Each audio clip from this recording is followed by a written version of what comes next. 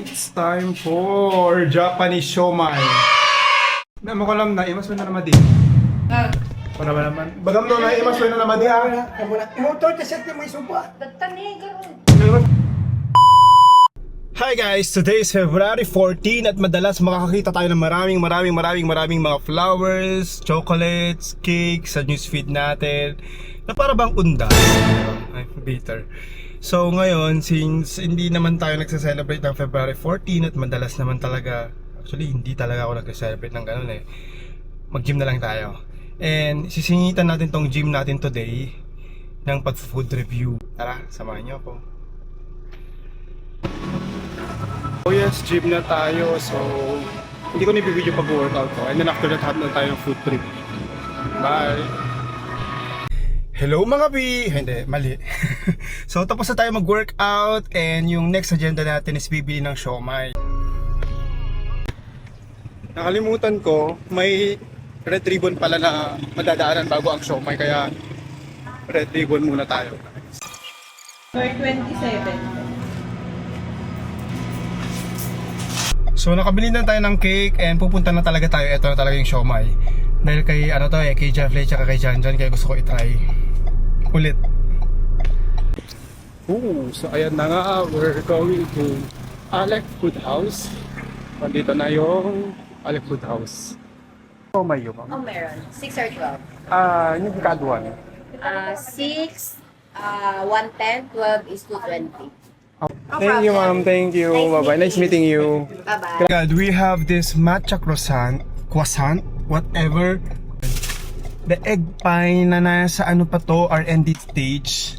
Kasi pag iuuwi ko to, hindi ko na makakain. So, kainin na natin habang nandito pa tayo. Baka marami akong kaagaw. So guys, sige na. Ulabi naman to. Ang galing naman. Ang sarap tong pistachio na to, ha. May lipstick naman tayo. Miss Jen, kasi mas gusto ko to pag thinner. Pero, masarap na siya. Ang crunchy. Grabe, give me a thinner na ganito. It's 10 out of 10. But I understand it's R&D pa lang. Croissant. Grabe yung nipis ng rolyo nyo. Natikman ko na to kay Jeffley before pa nung Christmas. Pero grabe pala siya. Mas sabi nga ni Miss Jen kanina kausap ko, mas masarap ngayon. Which is true, mas masarap nga ngayon. We really should go to take out ng coffee. So ubusin natin to. It's time for Japanese siomai. Grabe, nag-imas. Tama naman na imas, when mo naman din. Naman ko lang na imas, when na naman din. Tama naman. Bagam doon na imas, when na naman din. Motor kasi may suba. Imas, when na naman din. Malam. Na. Imas, naman din. Imas. DCNS. Kasi di patalas sa agbirog kayo. Isa narbakan data. Ano yung agaramid dati patalastas? Agbirog kayo ka dito na imas nga siomai. Imat batungan tiking.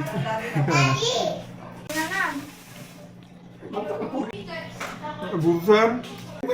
At makiin na gawda kanya ore ka talo ka ta. Ay bagaman na imas ito pang ibagam na imas nuan, lay bagam na imas nuan. Vlog na ina. Ayun nuan. Imam. Bagam na imas nuan ah. No nga na imas bagam may lata. Maya.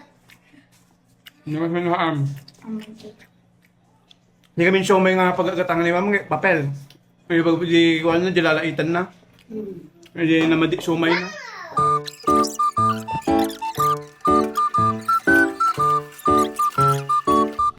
So napaka-OA, my god, wala pa tang 5 minutes, ubos ang 3 packs.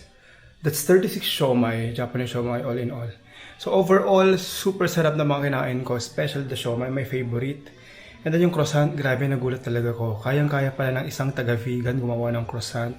Yung egg pie na may pistachio, konting-konti na lang, perfect na. Kakasarap. Kaya grabe guys, kung gusto niyo rin ng mga food na yon na try ko, go to Alec Food House. Support local. Hindi dahil nilibre ako ni Miss Alagang na-try ko na pang ilang beses ko na to. Through Jeffley, Janjan, Miss Sharon K ng East West Bank. And grabe, uulit at uulit ako. Even my friends in BDO, they tell me talaga na masarap kay Miss Jen. So go there na. So, ito lang yung gagawin natin for today. Kasi pangit eh. Ano ba ngayon? 15? 15 ngayon, di ba? Sige na. Bye-bye.